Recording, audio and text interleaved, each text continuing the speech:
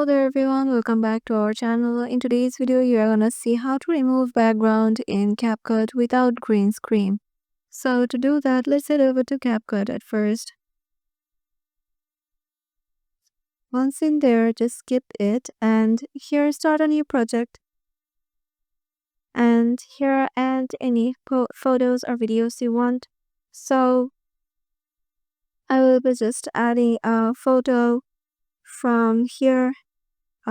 Let's say I'm gonna take a photo from here. So let's say I'm gonna take this photo and tapping on add. And here you will find the options of edit or cut out. So let's see if there is option available. So in here there is an edit option. So let's see there is a cutout option available or not.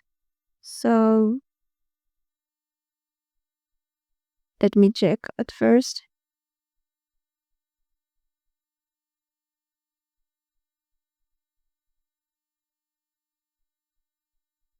As you can see, the cutout option is not available, so we have to use the remove background option in here, or formerly cut out. So there is an option of custom removal. So I'm gonna use that one, and you have to use it like this. So once you're done with it, you will find this tick mark option, and then you can directly export it.